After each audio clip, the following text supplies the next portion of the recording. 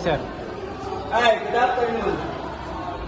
Pupunta ako ngayon sa isang section sa subject ko ng politics tuloy. Pulbog kasi ko last semester. Ngayon ay world religion. Kaya samahan niyo ako dahil meron silang performance ngayon, individual at group. Dito tayo ito.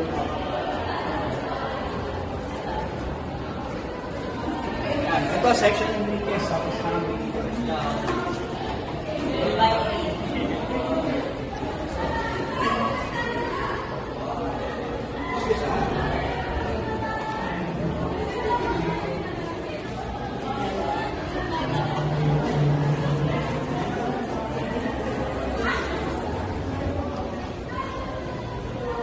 Okay, good afternoon, class.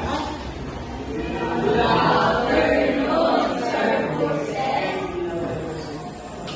Okay, so good afternoon. Today is Friday, and this will be one of the last day in our semester for third quarter, right? So hopefully by next week we will have an exam, and we already finished all the lessons from week 1 up to week, I think week 6 or 7, okay? So we discussed already week 1, it's about revelation, theology, religion, worldview, and what's the other one? Theology, religion, spirituality. Okay? Lesson 2, we discussed about what? The negative and positive effects of religion. Then the third lesson is about what? Anyone? About the connection of religion to culture and geography. And fourth, as the fourth lesson, it's about first religion, Judaism. Then Christianity, week 5, then week 6, Islam. So today, since we finished already all these lessons, and that will be the coverage. That will be the coverage of your exam. So ngayon, this will be your final performance. Individual and group performance. So this is something very, very significant. Make sure that you won't be names. We will have a name. So let me explain first about the code. So we already did the code, right? Anyone would like to write the code? So in discussing the 8 religions with 8 aspects, I try to have this what we call as the 8 by 8 world religion. Anyone who would like to write? Very good. Ato? Ito 8 religion with 8 aspects. Go. So this will be the guide for our games today. Okay? Okay, how about the religion?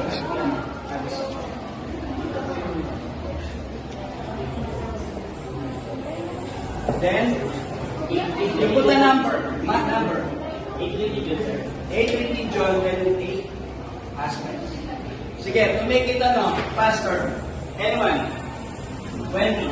You write the aspects, then Ato will be the one to write the 8 religions. That's the reason why we call it the 8 by 8 world religion. Okay? Make sure you indicate the number for us to get the number code. Number ato. You put a number. Number. Make it bigger.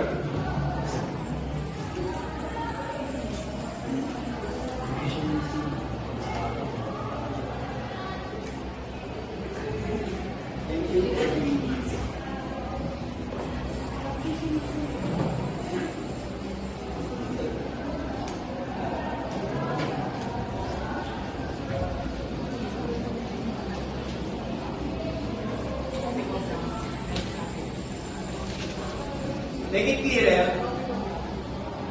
Ginawan.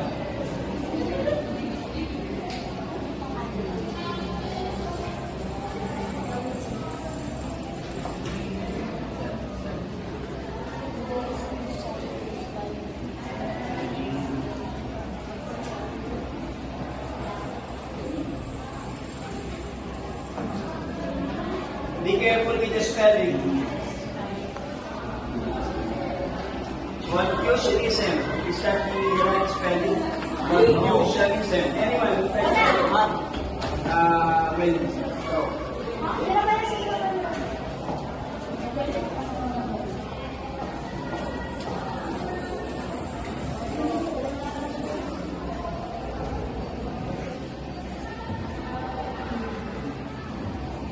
So by creating this, we can have this what we call as the number code. So we have 8 here, 8 religions, world religions, and we have 8 aspects. So the code is simply one by one. What's the one by one? The answer here. Anyone? Apple. Can you write the answer here? What's the meaning of the word Judaism?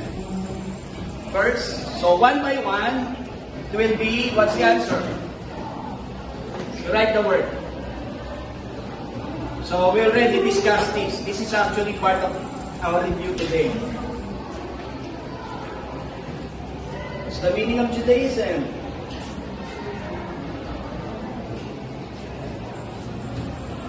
Okay, is that correct? Yes. Worship. So Judaism came from the word Judah. Judah is one of the 12 tribes of Jacob or Israel. Okay, how about symbol? 1 by 2. 1 by 2. How about others?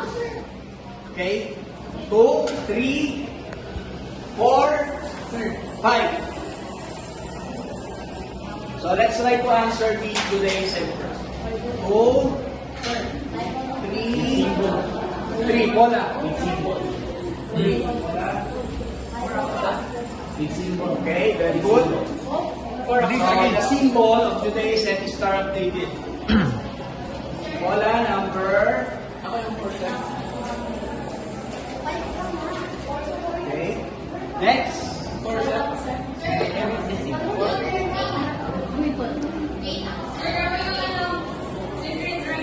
Five. What number? 5. 6. 6. 6. Apple again? How about others? Rapa, 6. 7. Lorraine, 7. 8. Charlotte. You give me at least one practices or one beliefs. Okay? Just one. Number 8, sir. Already. Number 8. Branches.